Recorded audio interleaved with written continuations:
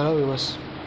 ఒకే ఒక్కడు ఈ సినిమా గురించి ప్రత్యేకంగా చెప్పాల్సింది. డైరెక్టర్ శంకర్ గారి దర్శకత్వంలో 1999లో హీరో అర్జున్, మనీషా కొయిరాలా, రఘువరన్ ముఖ్య పాత్ర వచ్చిన సినిమా ఒకే ఒక్కడు. ఈ సినిమాకి అప్పట్లో ప్రపంచమే చెప్పాలి. ముఖ్యంగా 30 నిమిషాల ఎపిసోడు, సీఎం ఎపిసోడు, దానికన్నా ముందు వచ్చే 15 నిమిషాల ఇంటర్వ్యూ ఎపిసోడ్ గురించి ముందు మాట్లాడుకోవాలి. ఇది చాలా కీ పాయింట్.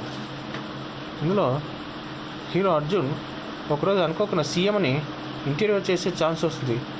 సీఎం కూడా అన్ని ఇంటర్వ్యూలు ఇదిగా సాదా ఇంటర్వ్యూ అనుకున్నాడు, కానీ హీరో చాలా తెలివిగా చాలా సూటి ప్రశ్నలు అడుగుతాడు. దానికి సీఎం సమాధానం చెప్పడు.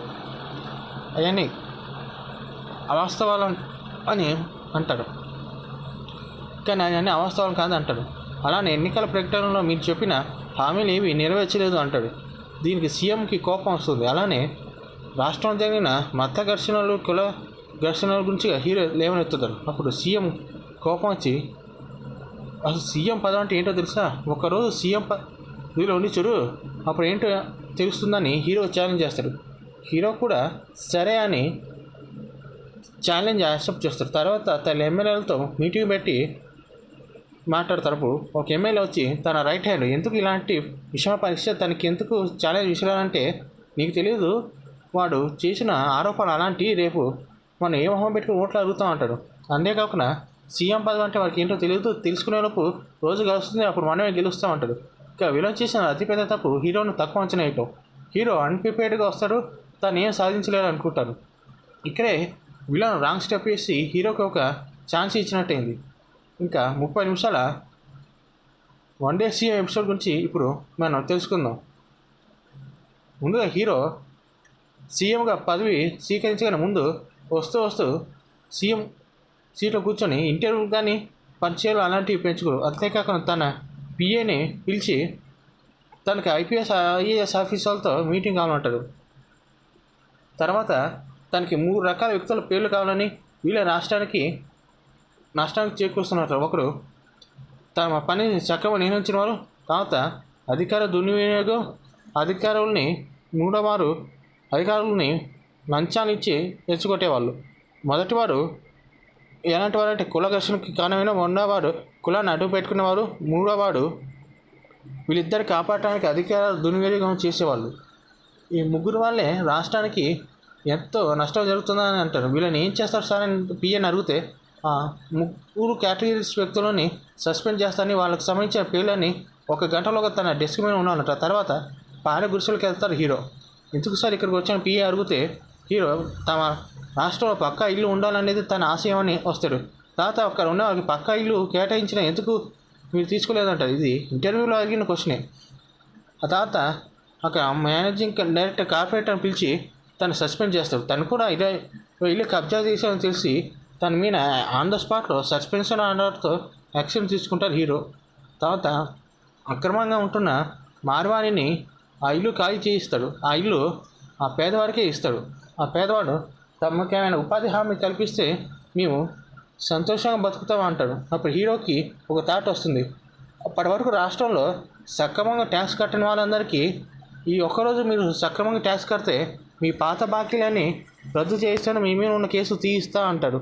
అలానే బిల్లు ఉంటేనే సరుకులు కానీ ఏమైనా కొనండి, లేదంటే కొనొద్దు అంటారు. అప్పుడు అందరు కూడా బిల్లుతో పాటు కొంతమంది తక్కువ ట్యాక్స్ కడుతున్న వాళ్ళు కూడా నిజాయితీ కడతారు. ఇక్కడ హీరో ఎత్తిన పాయింట్ ఏంటంటే, ఇంటర్వ్యూలో వరల్డ్ బ్యాంక్ నుంచి రావాల్సిన అప్పు, ఆ పాయింట్ నుంచి హీరో ఎత్తగా దానికి విలన్ సరిగ్గా సమాధానం చెప్పడు.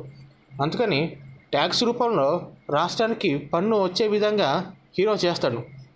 ఇది కూడా తను ప్రిపేర్గా వచ్చిన విషయమే. తర్వాత రేషన్ షాప్కి వెళ్తాడు. అక్కడ జరుగుతున్న అక్రమాన్ని హీరో పసిగడతాడు. 2 కిలోల చెక్కల్లో మ్యాగ్నెట్ పెట్టి 200 గ్రాములు కొట్టేస్తాడు ఆ రేషన్ డీలర్. అక్రమంగా 2 లీటర్ క్యాన్ బొక్క పెట్టి అందులో 1 లీటర్ కొట్టేస్తాడు ఇంకొక రేషన్ డీలర్. వీళ్ళిద్దరి మీద కూడా చర్యలు తీసుకుంటాడు హీరో. మీరు అనొచ్చు, ఇలా సస్పెండ్ చేసిన తర్వాత హీరో 1 డే సీఎంగా మళ్ళీ అప్పుడు తన అధికారం దిగిపోతే వీళ్ళు ఉద్యోగం తిరిగి వస్తాయి. కానీ ఇక్కడ హీరో తీసుకుని సస్పెండ్ ఆర్డర్ ఒక సీఎం ఆఫీస్ నుంచి వచ్చింది.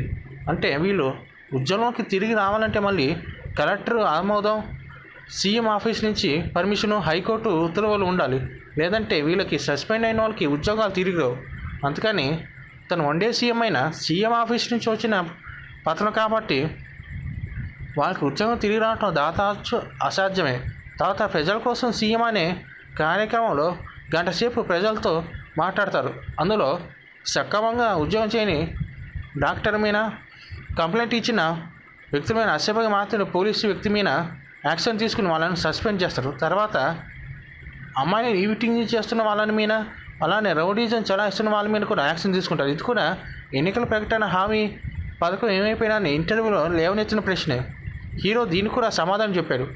ఆ తర్వాత అమ్మాయిని నేర్పిస్తున్న రౌడీలని వాళ్ళ ఇంటికి వెళ్ళి కొట్టి హీరో వాళ్ళ మీద పై చేయి సాధించి వాళ్ళని పని చేసి వాళ్ళని జైలుకు పంపిస్తారు. తర్వాత కలెక్ట్ అయిన 240 కోట్లని ఉపాధి హామీ పథకం కింద పేద ప్రజలకి పంచి వాళ్ళకి ఉద్యోగాలు వచ్చేలా చేస్తారు. అలానే 3 రకాల వ్యక్తుల రిపోర్ట్లు వస్తాయి. మొత్తం 40,580 మంది. వీళ్ళందరి మీద కూడా చర్యలు తీసుకుంటారు. అట్టే 12 మంది ఎంపీల మీద పేర్లు ఉన్నారంటే వాళ్ళని అరెస్ట్ చేయడానికి హీరో సీఎం ఇంటికి వెళ్తారు. అక్కడ బెటాలియన్ ఫోన్స్ తీసుకొచ్చి హీరో వాళ్ళందరినీ అరెస్ట్ చేయిస్తాడు. వాళ్ళు పారిపోయి దాక్కున్న ప్రయత్నం చేస్తే పోలీసులు వాళ్ళని పట్టుకుని అరెస్ట్ చేస్తారు. ఈ ప్రాసెస్ చాలా ఫన్నీగా ఉంటుంది. అలానే చాలా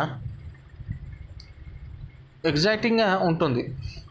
అలానే 12 మంది మినిస్టర్లు అరెస్ట్ అయిన తర్వాత హీరో ఈ అవినీతిలో మీకు బాగా ఉంది, అందుకని మిమ్మల్ని అరెస్ట్ చేస్తున్నావు అంటే నువ్వు నన్ను అరెస్ట్ చేయలేమంటారు. కానీ హీరో మీరు ఒక సాధారణ వ్యక్తి, అందుకని నేను సీఎం ఏమని అరెస్ట్ చేసే హక్కు నాకు ఉందని చెప్పి తెలివిగా రఘువరని అరెస్ట్ చేయిస్తారు. అలా 30 నిమిషాల వన్ డే సీఎం ఎపిసోడ్ అనేది ముగుస్తుంది. ఇక్కడ హీరో తీసుకున్న నిర్ణయం కూడా అప్పటికప్పుడు తీసుకోలేదు. తను వెల్ ప్రిపేర్డ్గా ఏవైతే ప్రశ్నలు సీఎం అడిగాడో వాటికి సమాధానం చెప్పే రీతిలో రాష్ట్రానికి మేలు జరిగే రీతిలోనే ఉంటాయి. అందుకని ఇక్కడ హీరోకి ప్రిపేర్గా రావటం, తగిన నిర్ణయాలు తీసుకోవటం వంటి ప్లస్ అయితే, ఇక్కడ విలన్కి మాత్రం తక్కువ అంచనా వేయటం, హీరో ఏం చేయలేడు, తనకి ఏం తెలియదు అనుకోవటం మైనస్.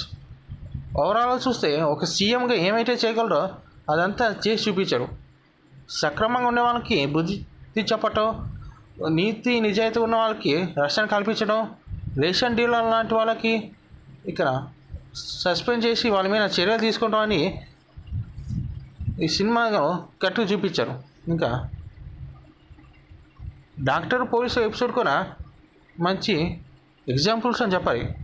మీకు ఈ వీడియో నచ్చితే కామెంట్ సెక్షన్లో పూర్తి సినిమా ఎక్స్ప్లెనేషన్ కోసం మాకు రిక్వెస్ట్ చేయండి.